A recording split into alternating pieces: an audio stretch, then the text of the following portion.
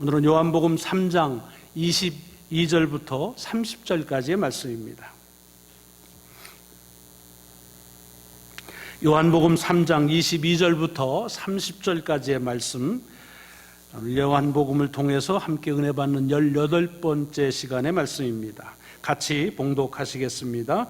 시작. 그 후에 예수께서 제자들과 유대 땅으로 가서 거기 함께 유하시며 세례를 베푸시더라. 요한도 살렘 가까운 애논에서 세례를 베푸니 거기 물이 많음이라. 그러므로 사람들이 와서 세례를 받더라. 요한이 아직 옥에 갇히지 아니하였더라.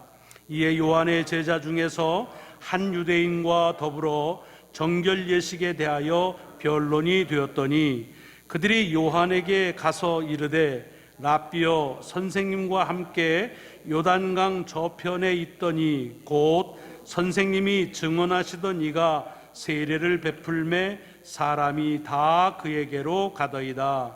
요한이 대답하여 이르되 만일 하늘에서 주신 바 아니면 사람이 아무것도 받을 수 없느니라. 내가 말한 바 나는 그리스도가 아니요 그의 앞에 보내심을 받은 자라고 한 것을 증언할 자는 너희니라.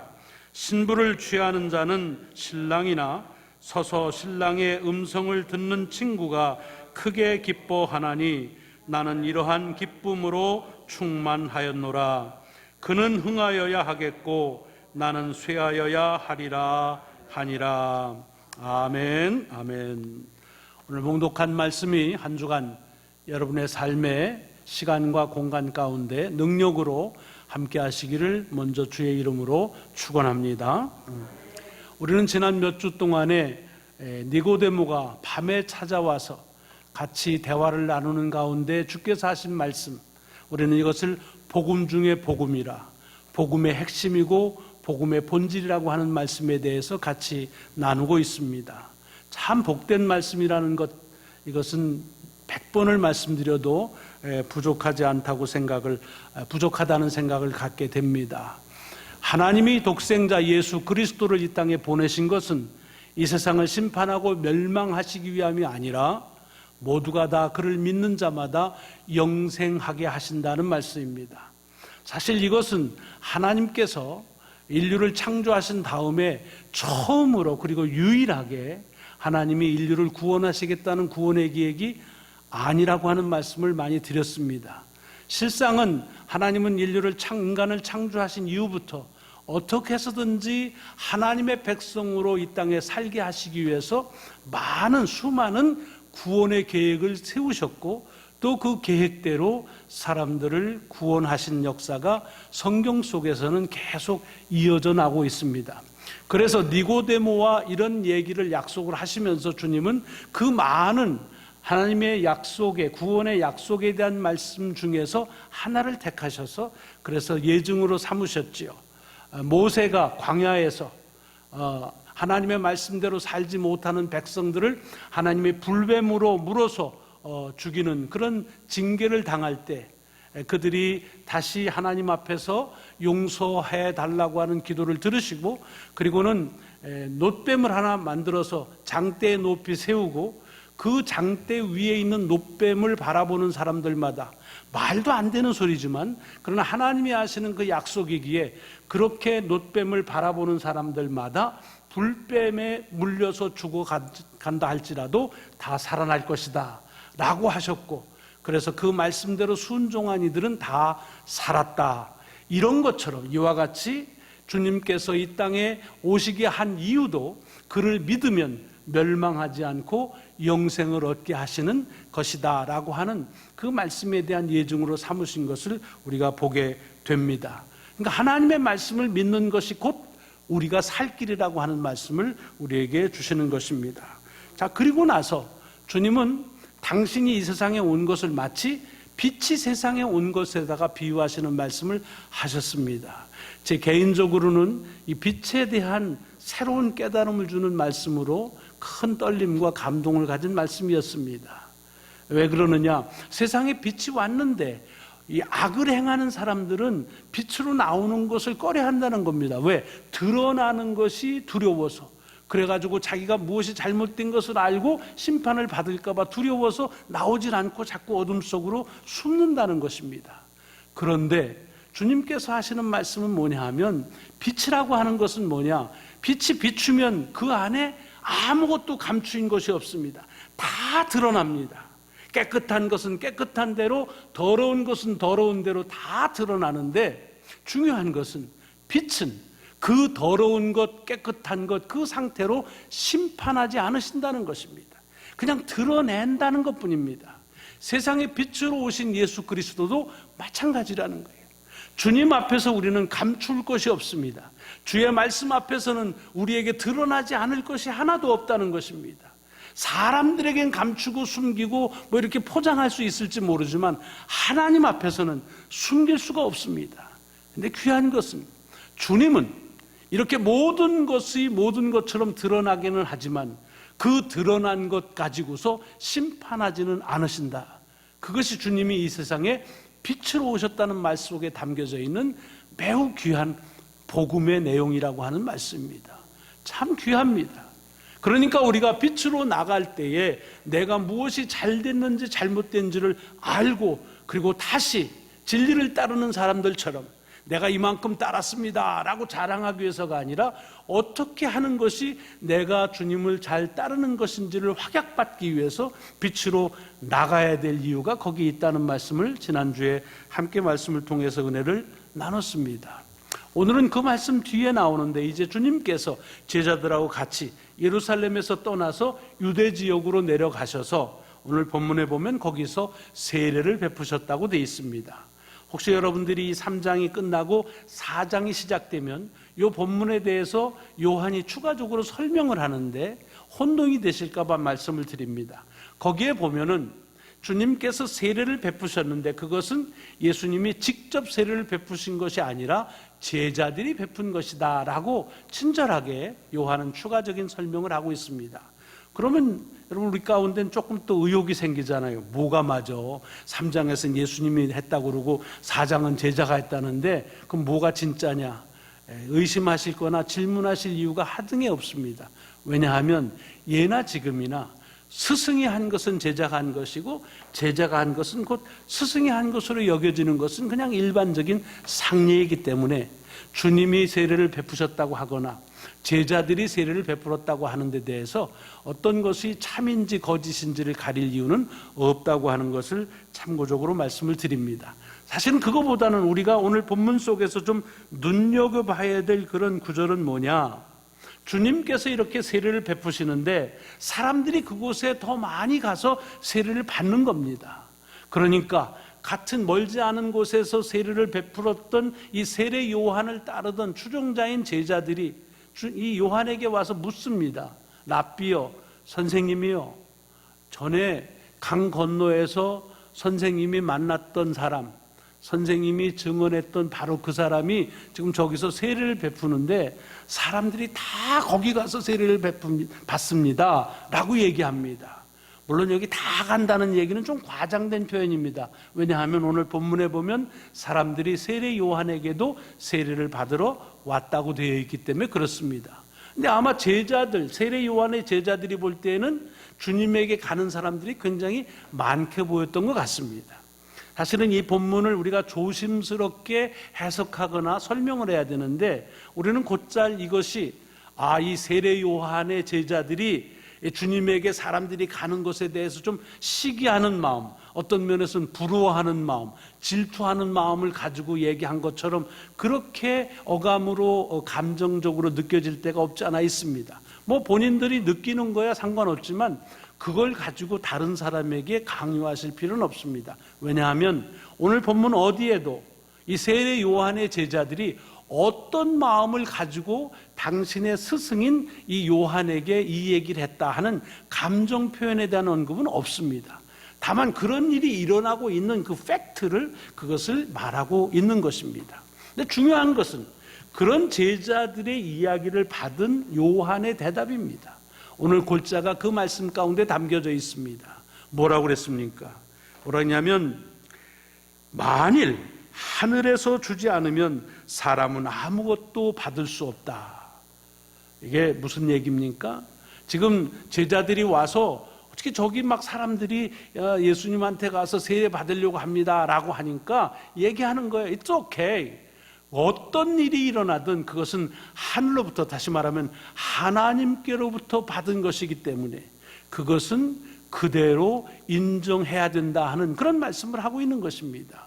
이게 사실은 다른 사람이 아니니까 아주 쉬운 얘기 같고 바른 정답처럼 되어지지만 우리가 이 말을 하기에는 그리 쉬운 대답은 아닙니다. 사실 속상한 얘기가 될 수 있겠죠. 뭐 비즈니스를 하는데 새로 연 가게에 사람들은 많이 가고 우리 집은 덜 온다. 교회가 있는데 옆 교회는 많이 가고 우리 교회는 덜 온다. 그런데 이렇게 얘기하기 쉽지가 않습니다. 그러니까 세례 요한이 지금 이런 얘기를 하고 있는 말에 담겨져 있는 그 의도를 우리가 귀하게 봐야 됩니다. 비록 자기에게 오는 사람보다 주님께 가는 사람이 많아도 그것은 하나님의 뜻이다 라고 그 자기를 추종하고 있는 제자들에게 말하고 있는 것입니다. 거기다가 또 한술 더 뜨세요. 뭐라고 그러냐면 내가 이미 얘기를 너희들에게 한 것처럼 나는 그리스도가 아니야. 나는 그리스도 앞에서 그래서 보내심을 받은 자다라고 얘기합니다. 이것도 우리가 할 때는 참 멋있게 얘기한다고 하지만 실제로 자기를 추종하는 제자한테 야, 나는 그리스도가 아니야. 나는 그냥 그분 앞에 보내심을 받은 자야. 그리고서 맨 마지막에 뭐라고까지 얘기죠? 그는 흥하여야 하고 나는 쇠하여야 된다. 다른 말로 하면 망해야 된다. 그런 얘기입니다. 그는 높아지고 나는 낮아져야 된다. 다시 얘기지만 이게 제3자 얘기니까 아름답게 들리지 실제적으로 과연 이런 얘기를 할 수 있을까 하는 겁니다. 저는 오늘 본문을 보면서 그래서 세례 요한이 참 귀한 것은 뭐냐 하면 세례 요한은 자기가 누군지를 알고 산 사람입니다. 또 좀 더 구체적으로 말하면 자기가 무슨 일을 하며 살아야 될지를 알면서 산 사람입니다. 여러분, 자기가 누군지를 다 알고 사는 것처럼 여겨지지만 사실 그렇지 않은 사람은 많습니다. 저를 포함해서. 어떨 때 우리는 다른 사람이 나에 대해서 얘기하는 것이 나인 양, 그게 나의 전부인 양 생각하고 삽니다. 그래서 사람들이 칭찬해주고 뭐 하면은 굉장히 보람있고 의미있다고 하다가 어떻게 조금이라도 나쁘게 얘기하면 그것 때문에 실망하고 실족하고 심지어는 어떡합니까? 생을 마감해버리는 경우도 참 많습니다. 자기가 누군지를 모르기 때문에 나오는 겁니다. 더군다나 자기가 하고 있는 일이 뭘 하고 있는지를 안다. 이거 참 쉽지 않은 일입니다. 왜? 우리는 내가 하고 싶은 일을 하면서 마치 그것이 하나님께서 내가 살아가면서 마땅히 해야 될 일이라고 생각하는 경우가 참 많은데, 물론 그럴 수도 있지만 전혀 그렇지 않을 수도 많이 있을 때가 많이 있습니다. 그렇기 때문에 세례 요한이 자기가 누군지를 알고 마치 객관적으로 자기를 보는 것처럼 자기가 하고 있는 일의 범주와 한계를 알고서 이렇게 살아간다는 일은 우리에게 큰 깨우침을 주는 도전의 말씀이 아닐 수가 없습니다. 오늘 본문에 보세요. 뭐라고 얘기합니까? 나는 그리스도가 아니다. 나는 그리스도 앞에 보내심을 받은 사람이다. 사실 저 같은 사람은 그리스도 앞에 보내심을 받은 사람이다 라고 하는 말도 감당하기가 어렵습니다. 그만해도 엄청난 그런 칭찬이 되겠죠. 하지만 오늘 지금 이 말을 요한이 누구에게 하는지를 주목할 필요가 있습니다. 지금 누구에게 합니까? 아무 연관이 없는 사람들에게 하는 것이 아니라 자기를 존중하고 자기를 추종하면서 자기를 따르는, 그래서 다른 것을 다 포기한 자기의 제자들에게 하는 말입니다.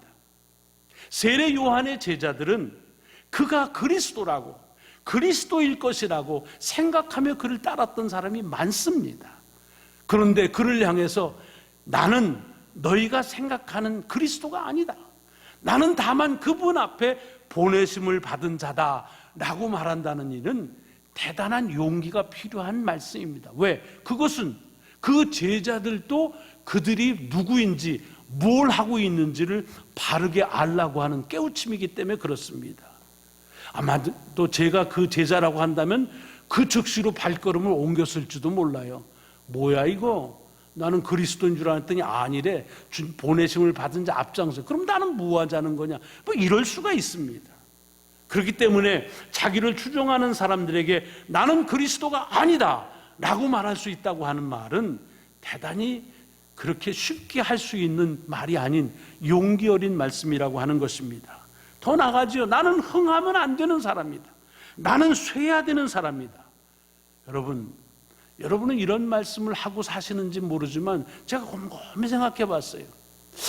내가 이런 얘기를 한 적이 있는가? 내 스스로 속으로 나는 흥하면 안 돼. 그래 쇠야 돼. 라고 내 스스로 생각을 한 적은 있었는 것 같지만 그러나 내 입을 통해서 나는 흥하면 안 됩니다. 나는 쇠야 됩니다. 라고 말한 적은 없었던 것 같아요. 여러분 어떠세요? 보통 사람이라면 이런 얘기 하지 않죠. 주로 어떻게 얘기해요? 내가 흥해야지요. 세상이 뭐라고 그래도 나는 흥해야지요. 그렇지 않아요? 차 권사님, 내가 흥해야지. 뭐 다른 사람이 망해야 된다, 요거까지 얘기하기는 좀 그렇다 하더라도 적어도 나는 흥해야지요. 요즘에 아주 건강한 인간관계에 대해서 얘기할 때 뭐라고 했냐면 윈윈의 관계를 가져야 된다 그럽니다. 나도 이기고 너도 이기고. 사실상 이론적으로 그런 관계는 거의 성립이 안 됩니다만은 어쨌든 그렇게 이론적으로는 얘기합니다. 나도 흥하고 너도 흥하다. 근데 사람의 마음이 참 못돼서요, 다른 사람이 흥하는 꼴 보는 게 어렵습니다. 아니 다른 사람이 흥한다는 얘기조차 듣기 싫을 때가 참 많습니다. 묘합니다. 그것이 우리가 가지고 있는 본연의 마음입니다. 그런데 지금 세례 요한은 얘기합니다. 나는 흥하면 안 된다. 나는 망해야 된다. 그리고 그분이 흥해야 된다 라고 얘기한다. 한마디로 함께 더불어 살아가는 삶에서 나는 주인공이 아니라는 거예요. 나는 주인공을 드러내는 역할을 할 뿐이다. 한편의 영화로 말하자면 나는 주연이 아니다. 나는 그저 조연에 불과하다 라고 얘기하는 것과 마찬가지입니다. 여러분 이것은 사실 뭐 주인공이 되려고 노력하다가 안 돼서 조연으로 살 수는 있을지 모르지만 그렇게 선언적으로 얘기하면서 그러고 나서 살아가는 사람은 많지 않습니다. 한번 제가 세례 요한의 어머니가 이 얘기를 들었으면 어떤 마음을 가졌을까? 물론 엘리자벳이 하나님의 말씀에 따라서 얻었기 때문에 그분은 그렇지 않겠지만 일반적인 부모라면 어떻게 해요? 아유 나는 주인공 안 돼요. 나는 조연으로만 살 거예요. 그러면 뭐라고 그래요? 아유 너 참 기특하다 그래요? 야 어떻게 그런 생각을 해? 그래 그냥 비싼 밥 먹여가지고서 공부시키고 하는데 겨우 그따위 수준이나 하냐? 이렇게 얘기하는 것이 그냥 일반적인 상례입니다. 그러니까 오늘 본문 속에서 지금 세례 요한이 말하고 있는 것을 우리는 의도적으로 귀담아 들을 필요가 있는 말씀입니다. 더군다나 저는 이 본문 전체 말씀 중에서 제게 큰 울림으로 다가온 말씀이 뭐냐 하면 이 세례 요한이 자기와 주님과의 관계에 대해서 얘기하는데 29절과 30절에서 뭐라고 얘기하냐면 마치 결혼식을 하는데 결혼식 하면 신랑과 신부가 있지 않겠어요? 그 신부를 취하는 이는 신랑인데 자기는 신랑이 아니에요. 그리고 자기는 그냥 신랑의 친구다. 그러니까 그날은 신랑이 기뻐하는데 그 신랑이 기뻐하는 것만으로도 그것을 보는 것으로서 신랑의 친구로서 기쁨은 족하다. 그런 얘기를 하는 겁니다. 그러면서 엄청난 얘기를 하죠. 그는 흥하여야 하겠고 나는 쇠하여야 하리라. 쉽게 말하면 나는 신부를 맞이하는 신랑이 아니다. 나는 오늘의 주인공이 아니다. 그냥 신랑이 기뻐하는 것만 봐도 나는 좋다라고 하는 어찌 보면 맥없는 소리 같은 소리를 지금 세례 요한이 하는데 이것이 우리가 그리스도와 우리와의 관계를 다시 한번 우리는 어떻게 생각하고 하는지를 귀담아 들어야 될 그런 말씀이라고 하는 깨달음이라는 것입니다. 여러분이 그 혹시 신랑이나 신부의 친구가 돼서 결혼 예식에 참여하거나 또는 그 결혼 예식을 준비하는 과정부터 관여를 해보신 적이 있으신지요? 아마 있으실 것입니다. 친구가 결혼한다고 그럴 때 신랑이나 신부, 뭐 남자는 신랑이고 여자는 신부겠죠? 그 친구로서 하면 어떤 역할을 하나요? 물론 그 신랑의 또는 신부의 친구의 역할은 시대나 지역이나 문화나 여러 형편에 따라 다 다르니까 뭐 단편적으로 이런 것이다 라고 말할 수는 없지만 대개는 신랑을 또는 신부를 돕는 역할을 하는 것이 그 친구의 역할입니다. 그렇죠? 대개는 그렇습니다. 우리나라에서는 신랑 친구가 결혼식에 하는 일이 많지는 않습니다. 좀 뭐 함제비 하면서 괜히 가서 땡깡이나 한번 놓고 또 뭐 결혼식 하는데 주례 대신에 뭐 사회를 본다든가 또 그래서 뭐 엉뚱한 거 신랑 신부에게 시키기도 하거나 또는 뭐 피로연 하는데 그 피로연 진행을 맡거나 뭐 그 정도지요. 뭐 직구준 친구들은 신혼여행 가는데 그 쫓아가 가지고서 괜히 뭐 이런 일들 그 친구들이 하는 일입니다. 혹시 여러분들은 신랑 신부가 여러분의 친구가 결혼할 때 친구로서 그 결혼식에 참석한 기억이 있으신지요? 한번 생각해 보세요. 제가 이 말씀을 하면서 나는 언제 신랑의 친구로 결혼식에 참석했을까 해보니까 그 첫 번째 경험이 꽤 오래됐더라고요. 제가 방년 14살 때입니다. 14살 때 친구 삼촌 결혼식에 간 게 아니라 제 친구의 결혼식에 갔습니다. 시골에서 있었던 일이에요. 제가 중학교 2학년 때인데 겨울방학에 갔더니 제 국민학교 동창 중에 하나인데 그 친구는 국민학교 졸업하고는 이제 농사를 짓습니다. 그런데 그 친구가 결혼을 한다는 거예요. 그 말도 안 되는 거죠. 중학교 2학년인데 14살짜리가. 근데 그 사연이 있는데 그 집은 그 부모님이 일찍 돌아가셨어요. 그래서 할머니 할아버지가 걔를 키웠다고요. 그러니까 이제 할머니 할아버지가 나이 더 들기 전에 손자 며느리 보고 그 다음에 이제 손이 귀한 집안이니까 손을 봐야겠다 해가지고 저희 동네에서 한 10리쯤 떨어진 삽다리라고 삽교 그 읍내에 있는 18살 먹은 누나뻘이죠. 뭐 누나의 누나죠. 누나뻘 되는 그런 아가씨와 같이 결혼을 하는데 그걸 보니까 묘하더라고요. 누나하고 결혼하는 사람 보니까 그 이상하더라고요. 자, 그때 신랑의 친구로서 결혼식에 처음 참석했는데 제가 뭘 했겠어요? 저만이 아니라 이 신랑 친구라는 게 다 이게 개구장이들입니다. 그래서 변변한 선물도 하나 가져가지 못하면서 또 꼴에 신랑 친구라고 방 하나 이렇게 데지그네이트를 해가지고 거기다 음식 차려줘서 그냥 음식 먹고 어른들 괜히 그 결혼식 잔치에 가면 흉내내는 것처럼 중학교 2학년 때인데 뭐 막걸리를 서로 주거니 받거니 먹기도 하고 뭐 이런 기억이 제 신랑 친구로서의 첫 기억입니다. 아무 유익을 주지 못한 그런 경험이 있습니다. 미국에서는 어떻습니까? 여기 신랑이나 신부 친구들은 대개 들러리라고 말하죠. 뭐 베스트맨, honor of maid 또는 뭐 groomsman 뭐 아니면은 이것저것도 안 되면 뭐 얼셔로 이렇게 해가지고서 이제 친구들이 다 인볼브를 하지요.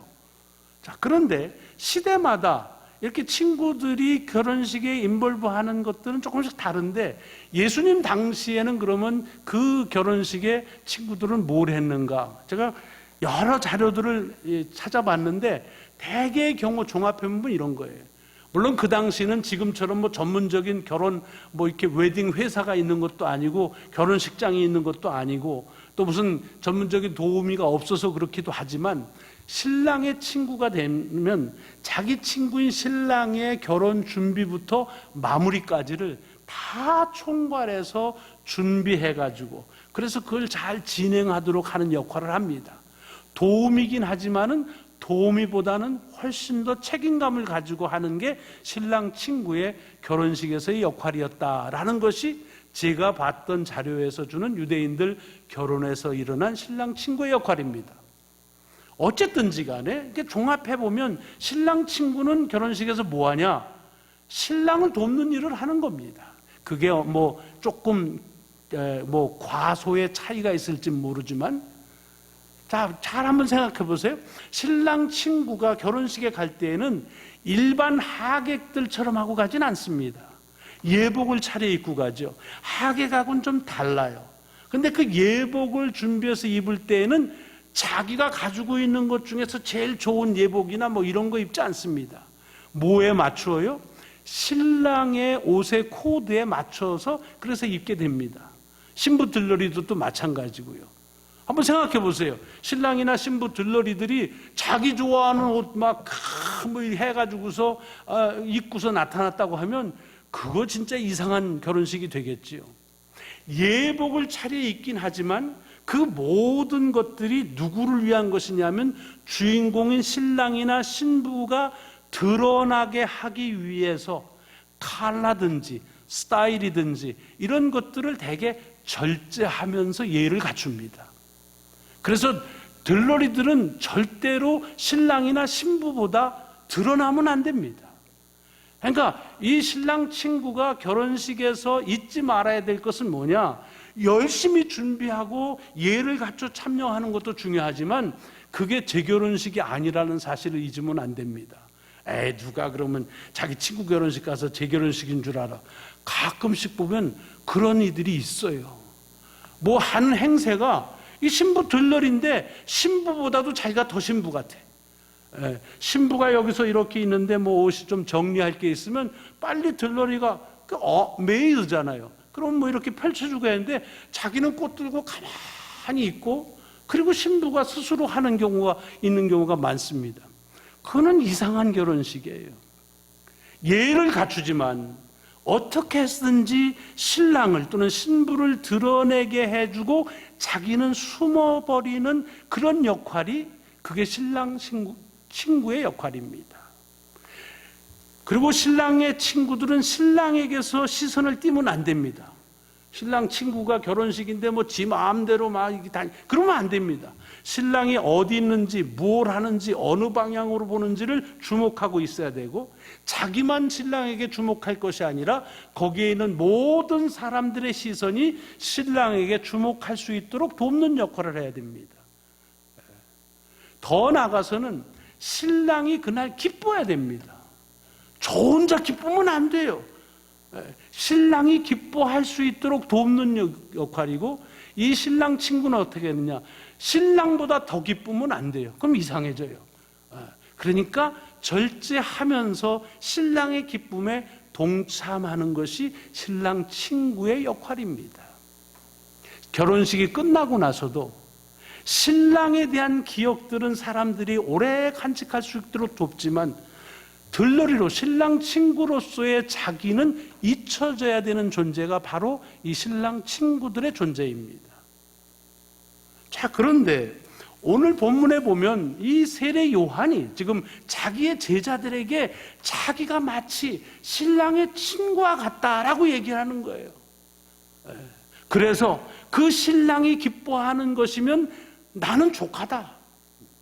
그가 드러나야 되고 나는 숨겨져야 되고 그는 기억돼야 되고 나는 잊혀져야 되고 이 일들을 철저하게 자기 자신이 누군지를 알면서 그렇게 주님과 자기 자신의 관계를 얘기하고 있다는 사실, 이것이 오늘 우리들에게 주는 대단히 귀중한 신앙적인 가르침이 담겨져 있는 말씀입니다. 왜 그렇습니까?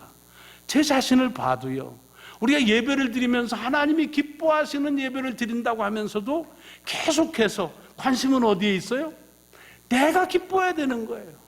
주님이 기뻐하든 그건 상관없고 내가 기쁘면 오늘 은혜로 왔어, 뭐 안 기쁘면은 뭐 오늘 예배가 왜 이래, 뭐 이렇게 판단하는 경우가 비일합니다. 여러분이 그렇다는 게 아니라 제가 그렇다는 거예요. 교회 사역을 하면서도 교회가 그리스도이시니까 그 사역을 통해서 누가 드러나야 돼요? 예수 그리스도가 드러나야 되는데 내가 안 드러나는 걸 못 참아요. 그래서 누군가라도 자꾸 나보고 숨으라고 그러면 그것 때문에 섭섭하다는 생각을 많이 가집니다. 결혼식으로 따지면 신랑이 드러나는 것이 이상하고 신랑 친구가 자꾸 드러나려고 그러고 그리고 신랑 친구 지가 안 드러나면 섭섭하다고 생각하는 이상한 결혼식을 만드는 풍조가 우리 가운데, 아니 제 가운데 있다고 하는 얘기입니다.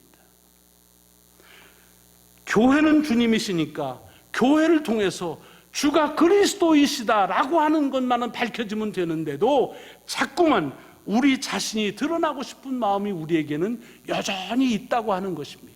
이것이 오늘 이 세례 요한의 이야기를 우리가 귀담아 들어야 될 이유가 있습니다. 심지어는요, 주님께서 이 땅에 그리스도로 오셨다는 변할 수 없고 변하지도 않는 이런 진리인데도 그것을 자기가 고백하지 않으면 다 소용없다고 하는 대단히 이기적인 생각을 가지고 있는 신앙의 고백을 마치 그것을 신앙의 참된 자세인 줄 알고 생각하는 경우가 참 많이 있습니다. 오늘 세례 요한은 얘기합니다. 주님은 드러나셔야 되고 나는 사라져야 되고, 주님은 사람들에게 기억돼야 되고 나는 잊혀져야 된다. 이보다 그리스도인으로서의 신앙생활에서 귀감이 될 만한 말씀이 어디 있을까? 부끄러운 마음, 또 감사하는 마음을 가지고 우리가 그리스도인으로서의 살아가는 삶의 모습을 다시 한번 이 속에서 세례 요한을 통해 듣습니다. 신부를 취하는 이는 신랑이지만 신랑 옆에서 신랑이 기뻐하는 모습을 보는 것만으로도 나는 좋다. 나는 그 기쁨으로도 내 기쁨이 충만하다. 그는 흥하여야겠고 나는 쇠하여야겠다. 우리 모두의 고백이 되시기를 주의 이름으로 축원합니다. 기도하시겠습니다. 하나님 감사합니다. 오늘 거룩한 주일에 나와 주님이 기뻐하시는 예배를 드립니다. 우리는 자꾸 우리 자신이 중심이 되고 주인공이 되려고 하는 그런 마음이 있습니다. 본성이 있습니다. 세례 요한의 소리를 그래서 귀담아 듣기를 원합니다. 주님은 흥하여야 하고 나는 쇠해야 된다. 주님은 기억돼야 되고 나는 잊혀져야 된다고 하는 이 말씀이 우리가 신앙생활하는 데 있어서 참으로 회복돼야 될 신앙의 본질임을 다시 한번 고백합니다. 주님, 그리 살아갈 수 있도록 인도하여 주옵소서. 감사드리오며 우리 구주 예수 그리스도의 이름으로 기도드리옵나이다. 아멘. 아멘.